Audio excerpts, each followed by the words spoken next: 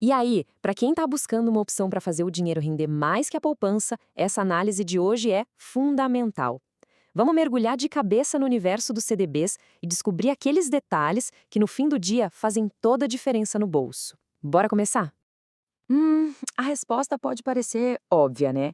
Mas a verdade é que muita gente conhece o básico, só que existem uns detalhes, umas coisinhas escondidas que separam um bom investimento de uma verdadeira cilada. E é exatamente isso que a gente vai desvendar agora. Bom, para começar essa nossa jornada, vamos direto ao que interessa, né? Garantir que a base do conhecimento esteja bem firme.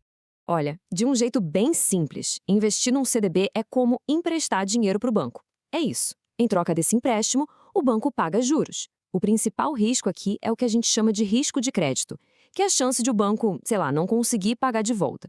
Mas calma, que como a gente vai ver, existem proteções para isso. Ok, agora que a gente já sabe o que é um CDB, chegou a hora de escolher um caminho.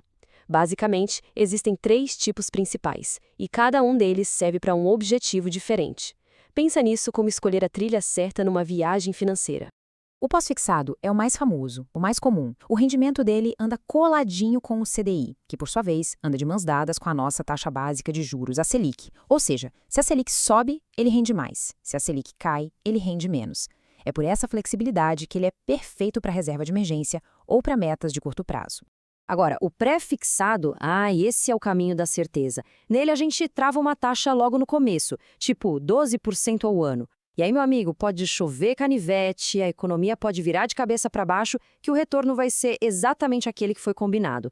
É ideal para quem quer saber, na ponta do lápis, quanto vai ter no final. E por último, temos o híbrido, que, como o nome diz, mistura um pouco dos dois mundos.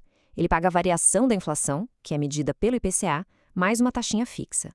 A grande vantagem dele é que ele garante um ganho real, ou seja, o dinheiro vai render sempre acima da inflação, protegendo o poder de compra. É a escolha certa para metas de longo prazo, sem dúvida. Então, para resumir a história toda, o pós-fixado é para quem precisa de flexibilidade agora. O pré-fixado é para quem busca previsibilidade, saber exatamente o futuro. E o híbrido é para quem está pensando lá na frente, em proteger o patrimônio da inflação. A escolha certa depende só do objetivo de cada um.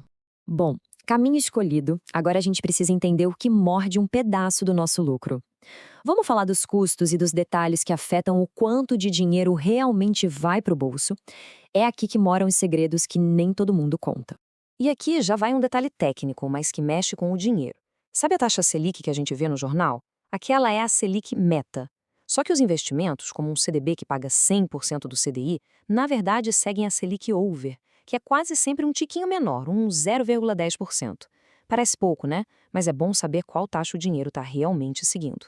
Outro ponto é o imposto de renda. Ele só come uma parte dos lucros, viu? E aqui o tempo é o melhor amigo do investidor. Dá uma olhada na tabela. Quanto mais tempo o dinheiro fica lá, investido, menor é a mordida do imposto. Ele vai caindo de 22,5% até chegar em 15% depois de 2 anos. Paciência aqui vale dinheiro.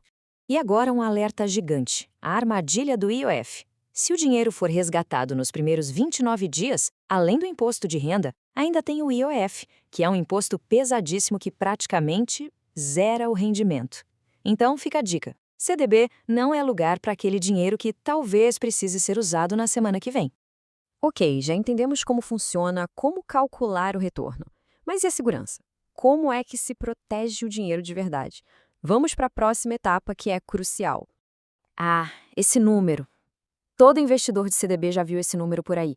É o famoso limite de proteção do FGC, o Fundo Garantidor de Crédito. Ele é tipo um seguro, sabe? Caso o banco quebre, ele tá lá para garantir a grana.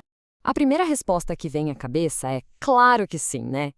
Mas a realidade tem uns poréns, umas letrinhas miúdas que a gente precisa entender para não cair numa falsa sensação de segurança. E aqui estão as tais letrinhas miúdas. Primeiro, o limite de R$ 250 mil inclui o valor que foi investido mais os juros. Ou seja, se alguém aplica exatamente 250 mil, todo o lucro que render a partir dali fica sem proteção nenhuma. Segundo, e muito importante, o limite vale por conglomerado financeiro. Se uma pessoa investe em 2 bancos diferentes, que são do mesmo grupo, a garantia continua sendo de apenas 250 mil no total, somando os dois.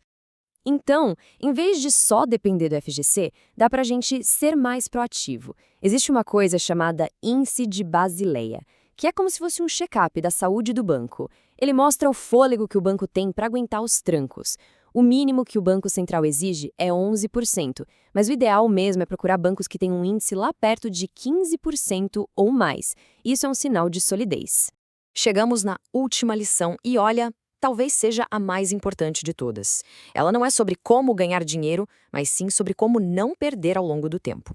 Essa frase resume um dos maiores erros que o investidor pode cometer. Aquela ideia de sacar todo o lucro todo mês para viver de renda parece ótima, mas na prática é uma armadilha que vai corroendo o patrimônio sem que a gente perceba. E esse slide aqui mostra o tamanho do problema. Uma simulação mostrou que um capital de R$ 100 mil, de onde se tirava todo o rendimento corrigido pela inflação, virou R$ 84 mil em apenas 9 anos. Sabe por quê?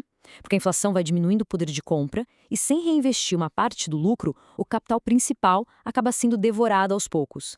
Então, qual é a estratégia correta? É simples: proteger o capital. A gente precisa reinvestir, no mínimo, a parte do lucro que for igual à inflação do período. Isso garante que o poder de compra do dinheiro seja mantido. O que sobrar, que é o ganho real, aí sim, isso pode ser consumido de forma sustentável, garantindo que o patrimônio continue crescendo. E com essa provocação, a gente encerra a nossa análise. A pergunta final fica para reflexão. A forma como os investimentos estão sendo gerenciados hoje está construindo um futuro sólido ou só pagando as contas do presente? A resposta para essa pergunta pode definir todo o sucesso financeiro lá na frente.